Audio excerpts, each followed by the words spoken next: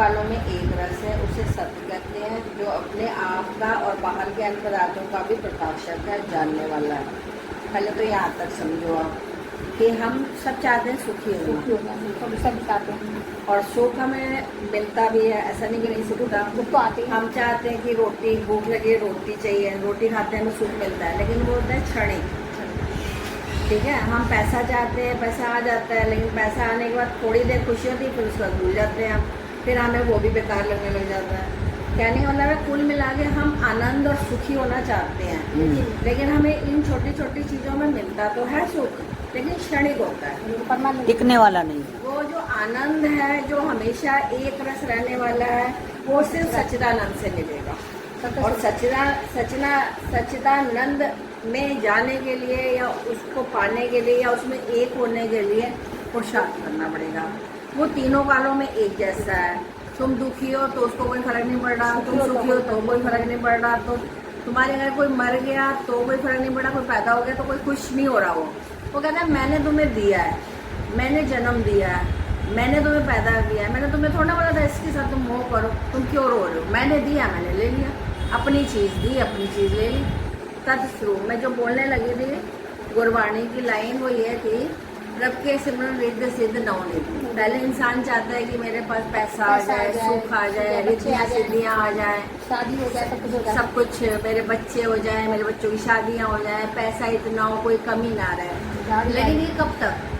फिर एक उम्र ऐसी आती है ये सब बेकार लगने लग जाता है। मतलब कि अब मैं क्या करूँ, मेरे हाथ पैर भी नहीं चल रहे, लेकिन अंदर आनंद भी नहीं आया होता। सब कुछ देख रहा है, सब कुछ खुश है, लेकिन आनंद नहीं। लेकिन उसके बाद फिर वो कहता है, परमात्मा गुरु अर्जन देव जी लिखते हैं कि प्रभ के सिमरन रिद्ध सिद्ध होंगे, प्रभ के सिमरन ज्ञान ध्यान तत्व, उसके बाद फिर ज्ञान चाहिए, फिर ध्यान चाहिए, फिर तत्व वाली बुद्धि भी चाहिए। जो हमें माता जी ने दिया है वो सीधा तत्व वाली बुद्धि करवाई है हमें। ज्ञान और ध्यान तो दिया, ज्ञान तो दिया ही है, तत्व वाली बुद्धि भी करवा दी। ध्यान हमें करना है, ध्यान हमें करना है, हमें करना है, क्योंकि हमें समझ आ गया ना, परमात्मा के बारे में समझ आ गया।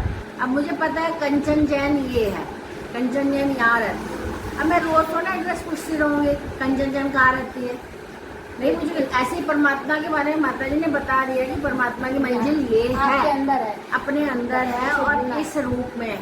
ना उसका रंग है, ना रूप है, ना कोई आकार है, ना रंग, ना रूप, ना रेख, कभी तय गुण ते प्रभिन्न, तीनों गुणों से भिन्न है। ना वो क्या कहते हैं, सच्चिदानंद नहीं, ना वो,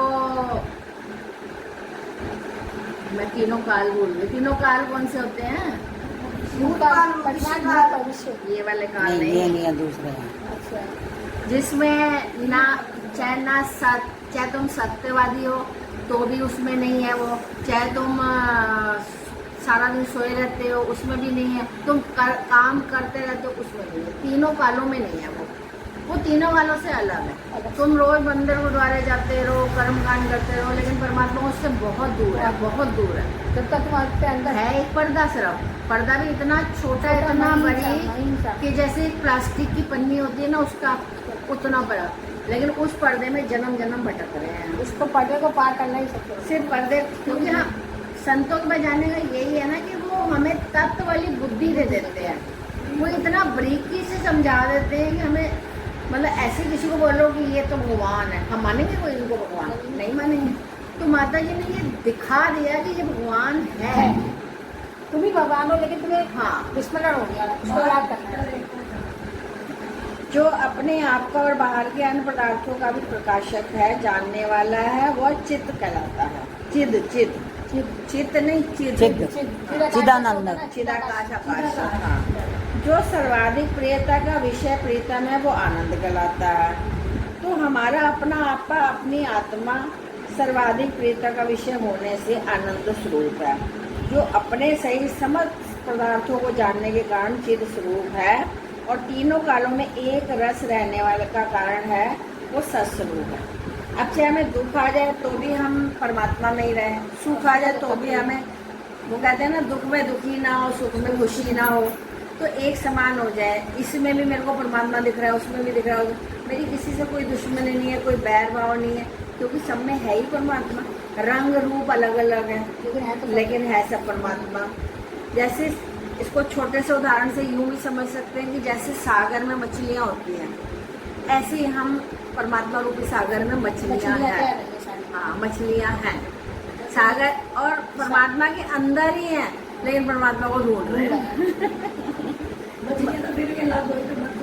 हाँ, तो हम तो अलग भी नहीं हो सकते, हम उससे सागर से तो अलग हम संसार हम करते हैं, अलग नहीं होते। बस हम संसार रूप में फंसे हुए, ये मेरा पति है, ये मेरे बच्चे, ये मेरी माँ है, ये मेरा बाप है, ये मेरी जबकि है कोई हमारा। कोई अपना नहीं। पिछले जमाने में हमने किसी को कुछ दिया है तो वो देने आया हुआ है, किसी से कुछ लिया है तो वो लेने आया हुआ है।